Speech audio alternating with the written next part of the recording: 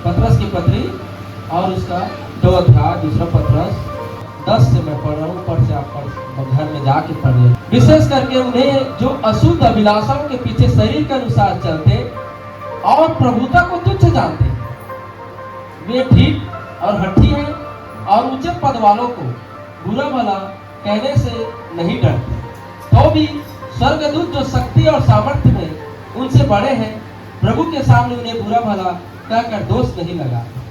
पर वे लोग निर्बुद्धि पशुओं के तुल्य हैं, जो पकड़े जाने और नाश होने के लिए उत्पन्न हुए हैं, और जिन बातों को जानते ही नहीं उनके विषय में दूसरों को बुरा भला कहते हैं।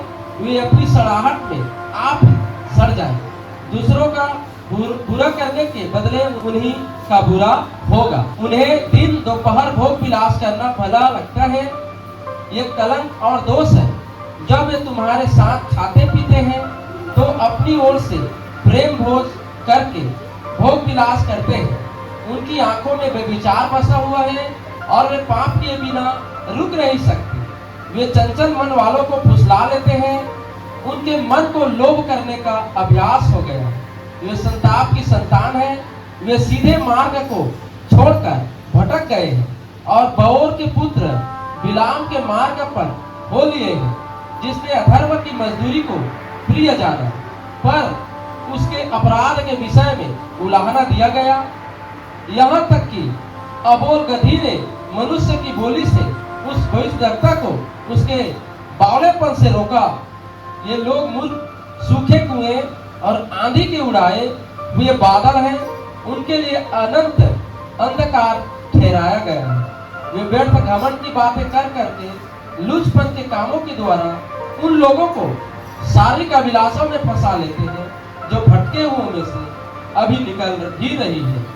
वे उन्हें स्वतंत्र करने की प्रतिज्ञा तो करते हैं, पर आप ही सड़ाहट के दास हैं, क्योंकि व्यक्ति जिससे हार गया वह उसका दास बन जाता है। जब वे प्रभु और उद्धारकर्ता यीशु मसीह की पहचान के द्वारा संसार की नाना प्रकार की अशुद्धता से बच निकले और फिर उनमें फंसकर हार गए, तो उनकी पिछली दशा पहली से भी बुरी हो गई, क्योंकि धर्म के मार्ग का न जानना ही उनके लिए इससे भला होता उसे जानकर उस तरह आज्ञा से फिर जाते जो उन्हें सौंपी गई थी।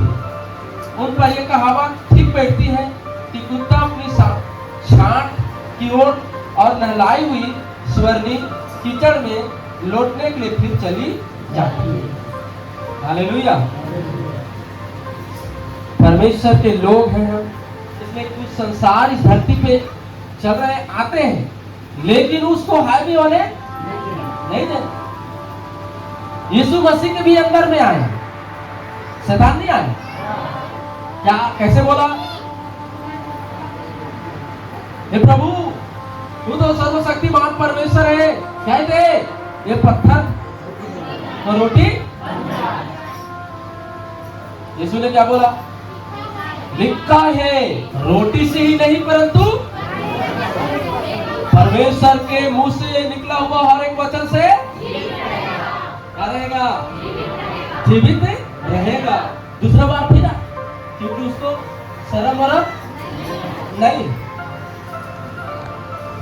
फिर सिर उठा के आया और क्या बोला? ये सब चीज का तोला का कर दे हो, है ना? लड़की बताई, लड़का है ना? अभी के संसार में सब चीज वाला बताए है।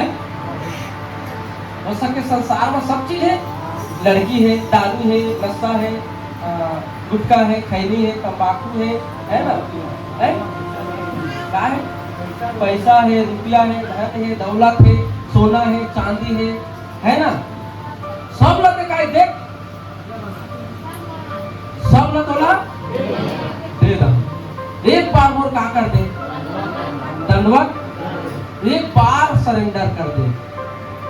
वो करा एक बार सरेंडर कर, लेकिन सरेंडर होने वाला नहीं है। सरेंडर होने वाला नहीं है। क्या बोला? यीशु ने उससे कहा, सुनो से कहा, यह भी लिखा है, ये भी लिखा है, तू प्रभु प्रभु अपने परमेश्वर अपने की परीक्षा ना कर, अपने परमेश्वर ही का दंडवत प्रणाम, हालेलुया, और केवल उसी का गाना चलते हैं। I have decided to follow Jesus.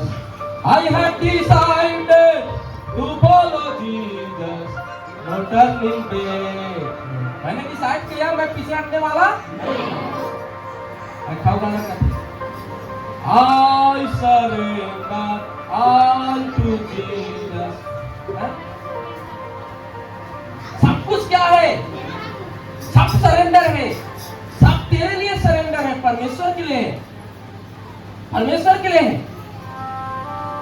किसके लिए सरेंडर है? यीशु भी पर बोला कि मैं परमेश्वर की ही धन्यवाद करता हूँ, दूसरे का, इस संसार का किसी के सामने मैं झुक। सिमसोन किसके सामने झुका? दलीला है ना, उसके गोदी में अपना सिर रख दिया और झुक गए। संसार के सामने क्या कर दिया वो? Surrender. I surrender, I am surrender Delilah. मैं अपने आप को क्या कर दिया? दे दिया, है ना। लेकिन यीशु ऐसा सरेंडर किया क्या? केवल उसी को क्या कर? प्रणाम कर, और उसी का उपासना कर, और तेरे जितने बताया ना, हालेलुया। ये क्या है? शैतान उसके दिमाग में आया। कैसा आया? किधर आया? कोमल जी, दिमाग में आया। किधर आया?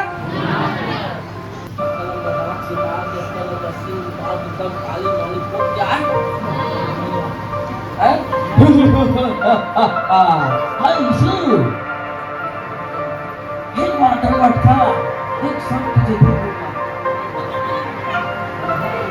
ऐसे बोला क्या?